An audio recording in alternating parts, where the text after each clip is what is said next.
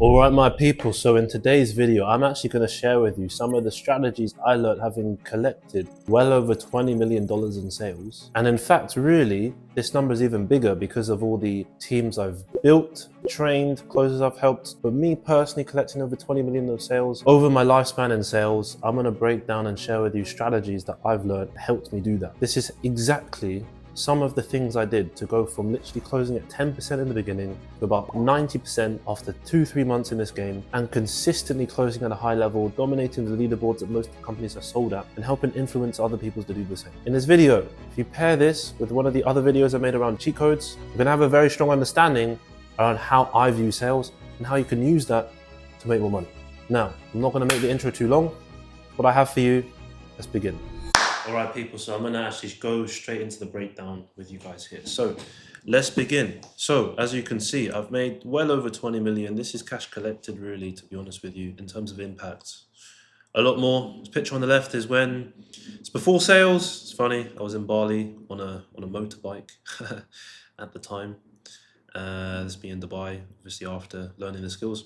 Now in today's video, I'm actually going to show you tactics and skills to have before the call, how to start your call strong, what to do when people hesitate, and some other ninja stuff to do with discovery, how to close, and what to do after the calls, so that you can guarantee you guys can make more sales. We're going to whiz through this one. It's going to be a shorter video today. So before the call, I always say mindset is everything. Okay, so me personally, mindset before skill set.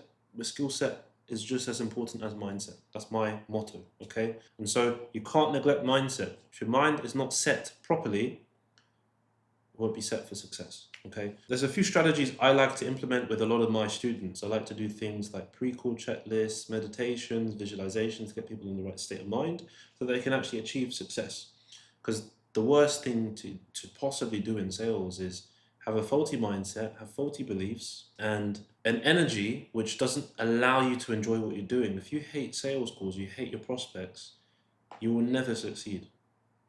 Ever. I was just on the call another day, someone who hated the offer and the prospects I was speaking to. Well, no shit, you're not making money because you don't love what you do.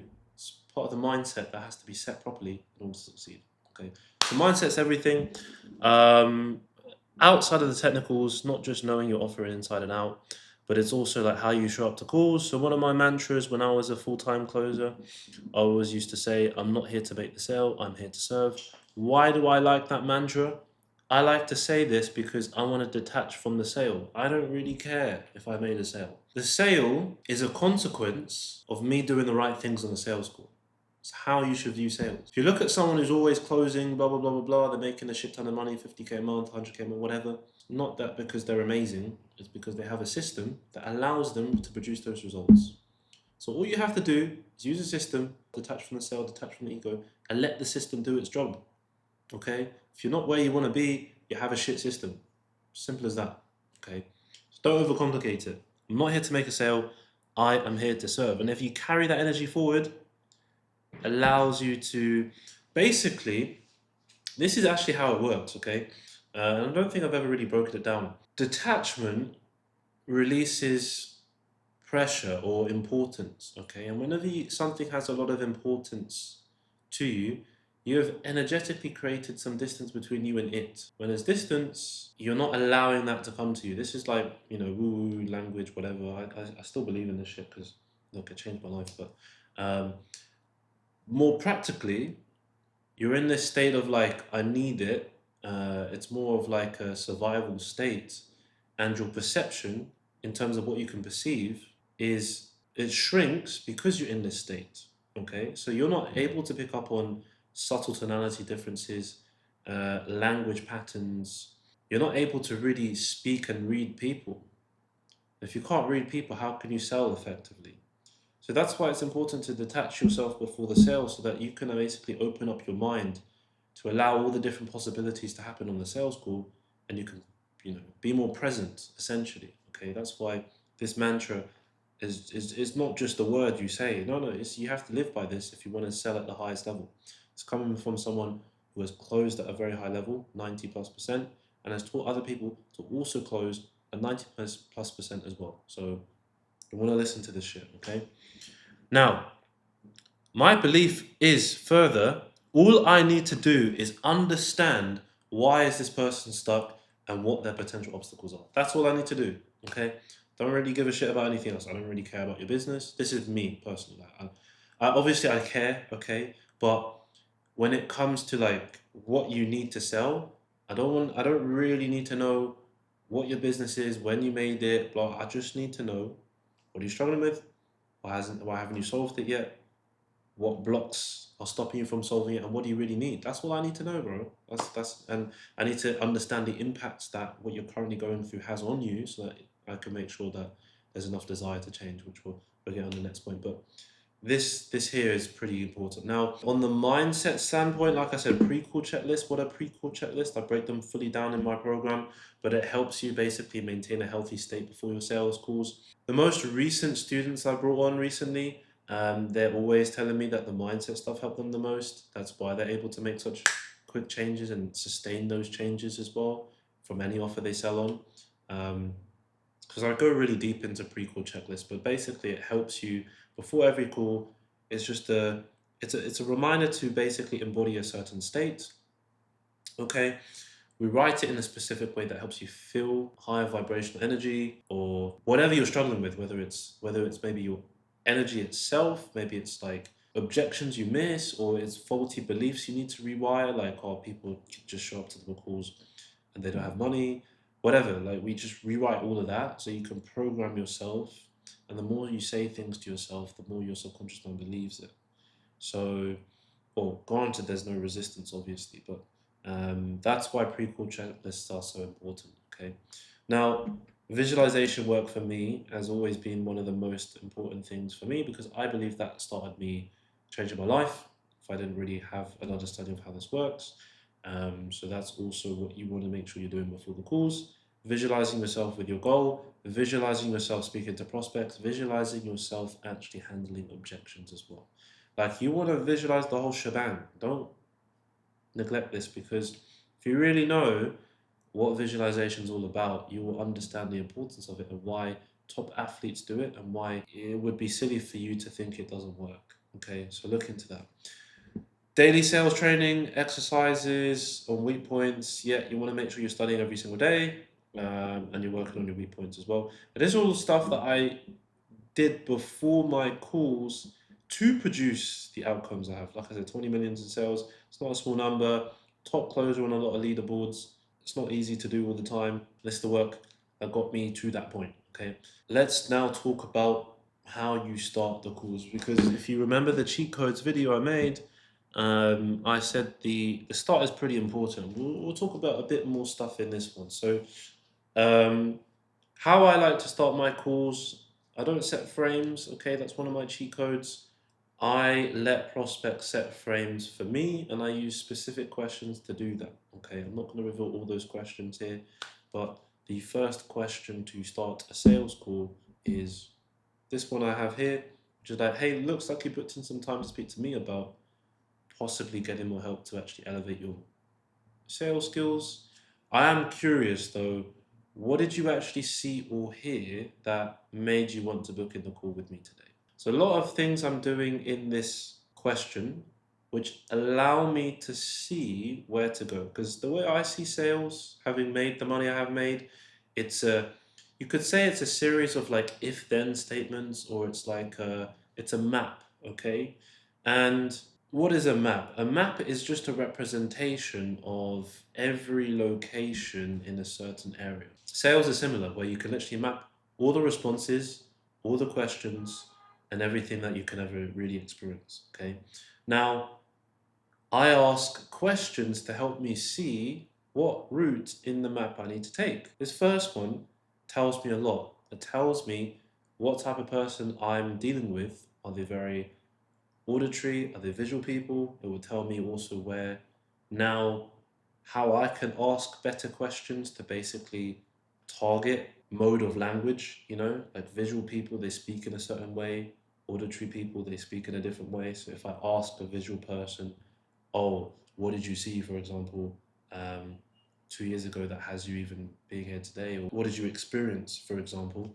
that's going to land better than if I didn't use words that align with someone who sees things visually. I can also maybe, if I want to go into pain, I can do a number breakdown, show them why the numbers are bad, because they can visually now see how bad the numbers are, i.e. how much sales they're losing. And I can use that as a cost of inaction because I'm like, hey, you're losing this much. How does that make you feel? Because they are visual people. Now, I said a lot, I know, okay? And some of you will understand, some of you won't. I mean, shameless plug, that's the whole reason I'm making these videos, to help you guys understand. There's a lot of sales that a lot of you guys don't know, and that's what I break down in my top 1% program. But just for you to get a glimpse of what like real sales is about, it's essentially using questions so that you can see where to go with prospects. And the more you understand about sales and the more you understand the nuances, the more power, I don't even like to use that word, the more flexible and the more empowered you can be in your conversations. Okay. So it's not just a simple question, that one. So yeah, start strong. Don't faff around, okay? The second, this is like NEPQ 101, even though I don't really sell NEPQ or I've never even really gone through the training. One of the principles is all about moving the prospect's focus from you to them. So you want to ask questions around where they've come from, why are they here, blah, blah, blah, blah, blah, more about them, less about you and the product first, because this helps you reduce sales resistance as well. The best thing also, if you like that first one, this is another ninja nuance hack which allows you to see where to go in your sales conversations, is early on in your conversations, you want to get into your goals. Now, a lot of you guys will understand who, obviously some of you will know me from back in the day, like my first mentor was Bill Walsh, I learned under him. Now, some of you might hear this and be like, oh yeah, this is just Bill Walsh, you know, he's just doing the... No, okay, this is not the same, okay? Because, and if you've gone through his training, you'll understand how there's a lack of understanding of this. You can ask a goal question, and you should, because it tells you where to go with the prospect, but not just in terms of where they're trying to get to, in terms of how you should sell them. Why? Because you pay attention to the language people use, okay? Again, so if someone, you ask them a goal question like, hey, okay, so ultimately, with regards to what we do here, what's the goal? Or ultimately, with regards to your marketing, what's the vision for yourself? And they say, oh, I just want to get away from shitty leads, blah, blah, blah, blah, blah, blah, blah. That tells me that they're pain motivated, okay? What does that mean now that I've got an awareness that they're pain motivated? That means I can actually go into pain. Pain selling, pain digging, that some people want to shit on, right? Like, that means I can do that. I'm not forcing it. They told me that that's what they respond to because that's what has them here. If that has them there, if that's what got them to the call, you need to go even deeper with them to get them to buy the program. Make sense? Now, if someone then says to me, no, no, my vision is this, this, this, and they're painting it, okay, that means they're more inclined to be someone I can actually identity sell. Now, does that mean that there's no pain in identity selling? No, but it just means that the first part of my conversation is going to be around building the vision, identity, building the character traits, what they want to be, widening the gap between where they are to where they want to be and who they want to be, and you know the type of person that they want to become, and helping them understand that that gap is massive. And the difference is where the pain is. The difference in experience, the sense of regret that you'll feel from not actually being there. And if you're able to quickly do that, you can literally cut your call times by in half, you know? So that's why this shit is important. So like I said, it's not just a, oh yeah, North Star, like no, no, no, no, no, no, no. This is the real understanding of why we ask questions in terms of where it's going to lead us and what you want them to do, okay? Again, I'm not shitting on anyone. Got lots of love for people who helped me, and I even got a lot of what I know now from a lot of people too. But this is just me assimilating my own understanding in such a way that makes it easy for people to actually implement so they can get results. Okay, so get into goals, but pay attention to the language they say so you can actually determine how you want to sell them. Now, let them talk, ask questions, blah, blah, blah, blah. And like I said, the start of the call is, it sets the tone. It lets you know how you want to play with this person. Let me rephrase that, how you want to empower this person? What's the best approach to use? And then this last bit I've put here because I do get people that, let's say you're new to sales. You never even taken a sales call, or you have, but you never really had a good process, right? Um, some people ask me, okay, cool, but like I like your questions, but like when I read them, it sounds scripted. Well, how do you make sure you don't sound scripted? Well, repeat back what the prospect says to you and use that into your next question. So someone says to you, okay, so you say to them, okay, so ultimately what's the goal for you? Oh, my goal is to make 20K. 20K, interesting. I like that. I'm curious though, if 20K is the goal, where are you today? That's better than ultimately what's the goal for you? 20K. Okay, how much do you make right now? 10. Okay, how long have you been there for? 2 months. Okay, like that is, don't sell like that, right? People, when they watch my sales calls, they tell me specifically, it doesn't sound like you're using a script. I use a script. To be honest with you, I don't think there's ever really a time where I'm on a call where I don't have a script up to some degree. Do I read my script? Not really, but I have a process. I know where I'm going in the process, and I've done it so many times by using this thing that it makes them feel like I'm actually having a real life conversation then and there with them. But I know everything I'm going to do. I know where I want to go, what I want to say, and that's the position you want to be in. Okay, so this is why this shit is important. So that's the start of the calls. Now, discovery or during the calls. Now, we're going to keep this one short and sweet. If I had to summarize, and again, this is coming from someone who's seen lots of programs, seen different ways of selling, different offers, different avatars, blah blah blah blah blah. Then if you were to use AI, yeah, this is how I would view it. AI is really good. ChatGPT, Claude, all of them, right? If you were to basically put all the sales content in the world through AI and get it to basically summarize like what moves people, this is the definition that you'll get. Okay. Not because I did it, this is because I lived the experience of doing that. Everything comes down to leverage. That's my favorite word. Leverage, leverage, leverage, leverage, leverage, leverage. Okay. The more leverage you have, the easier it is to sell. What does leverage mean? One way of looking at leverage is how much leeway and drive you're able to basically bring out of someone to get them to do something that you want them to do that will benefit them. Okay. Leverage is the amount of weight or control. Again, I don't want to use the word power, but let's say influence that you're able to pull out of someone, again, to help them take an action that you know is going to serve them. The more leverage you can get, the more sales you'll make. That is sales in a nutshell. This is exactly why people do pain digging, they do pattern recognition, they do encoding, they point out language patterns, they use identity selling, they use mission-based selling like me, they incept needs into prospects, right? What is that? All that is designed, every technique, mate. You cannot convince me otherwise. So taken thousands of calls, okay? It is all about leverage. Don't get confused. Don't get lost. Don't get fucking sold a dream that this is the only way of selling. It's false. It's leverage. Leverage is the name of the game, okay? The more leverage you have, the more sales you make. Now, why are these techniques important? These techniques are important because there are so many different types of people. People speak in different ways, okay?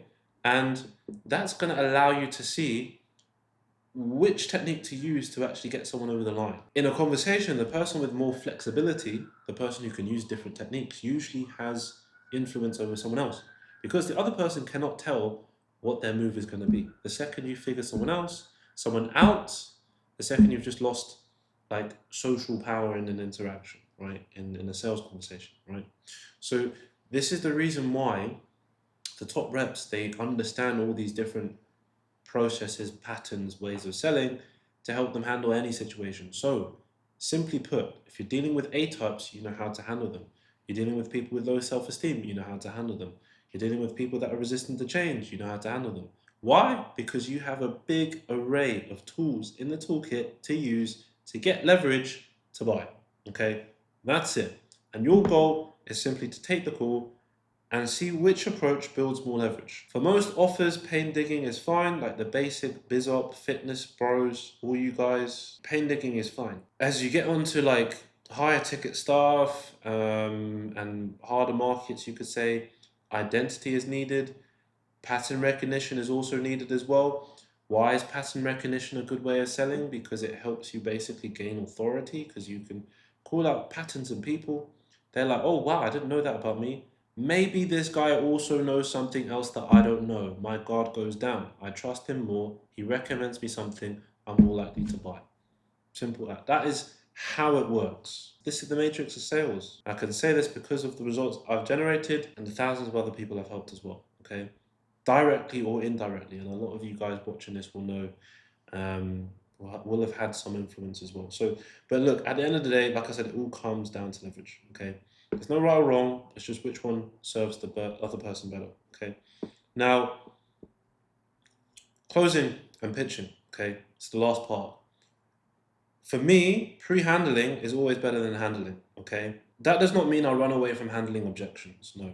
But if I see consistent objections all the time on an offer, I will always pre-handle that. How do I pre-handle that? I use frames, but I don't just set a frame and leave it. I set a frame, and then I build on that frame, and then I keep building on that frame, so that frame is solidified. That's what frame setting actually is. Be careful, guys, because most people you learn from will say, oh, just set a frame, let them buy into the frame and move on. No, you haven't handled that. Why? Because you will still get objections at the end. And you'll be like, bro, I tried what you said, it didn't work. Well, this is why, because you set the frame once. You have to set a frame and build on the frame, build an identity around the frame, and use that frame throughout the call, become stronger. The more times you set a frame in an interaction, the more solid it is. So I have to make sure you set in frames properly, and I have a whole section on this in my course. Pattern recognition. So how does this apply to pre-handling objections? If you notice people's language, passing on responsibility, that's one way of knowing, okay, I might get a partner objection, so I need to, nip that in the bud. Other patterns as well. And then if you check the cheat code video, I like to pre-handle also by qualifying before I pitch. It's a really good way of doing that. And these are all strategies to use to pre-handle objections. Now, this section here, talking about what happens after they buy, this helps basically reduce like last minute, anxiety or fears or hang-ups, right? Whenever you talk about, okay, cool, so this is the program, it's 10K investment. Once we process the investment, the next step is blah, blah, blah, blah, blah, blah, blah. You walk out the next step so they can visually see it and hear it, because now you know, are they visual or auditory? Okay, so you know how to speak to them. And that's what's going to help you reduce, you collecting card information and them leaving. It's one of the things that will help you do that after you've done all the good work of getting leverage. Because yeah, you can build all the leverage in the world, but if you're closing suboptimally, you'll still lose sales, okay? And I don't like losing sales. Like, I like to just be efficient, okay? Now, tailored pitching, again, I do not pitch cookie cutter stuff.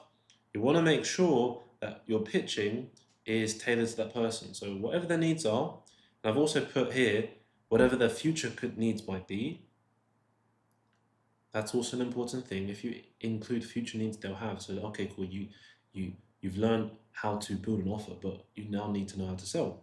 Well, that's the next stage, right? You have to make sure you understand the journey that someone's going to go through, so they can feel like, oh wow, this program has got everything for me. It's important, okay?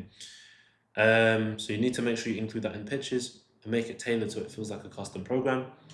Confidence and certainty when it comes to closing. You want to make sure from the minute you pitch, you are confident as fuck.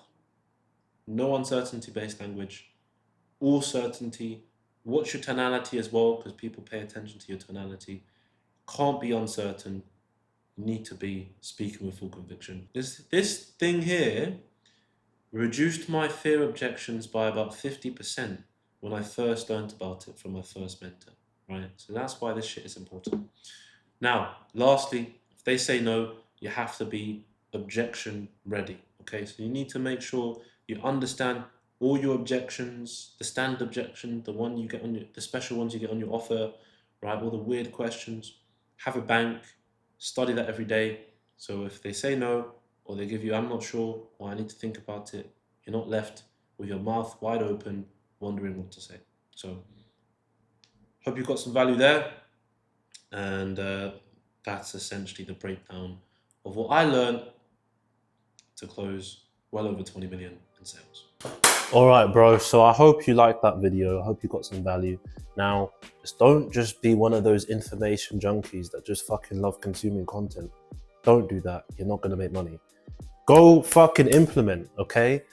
The goal is if you watch one of these videos, you should be able to run away with it, make more money, come to me, and realize, oh shit, this guy might know what he's saying, okay? I make these videos to help you so that you can understand how real sales works. Now, if you wanna go deeper, you wanna go further, you actually wanna see what some of these techniques I shared with you in this video, what they look like, and how to actually implement that on your sales calls, or book in a call to speak to me so I can actually break down, show you what you're missing, show you what you need to implement, and introduce you into the top 1% closer program where I train with you one-on-one and in a group setting to help you level up, okay? It's my group coaching program.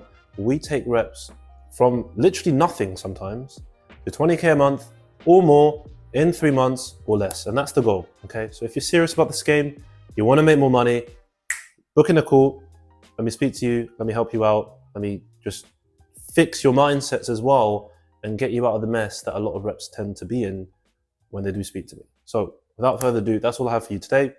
I'll see you guys in this video.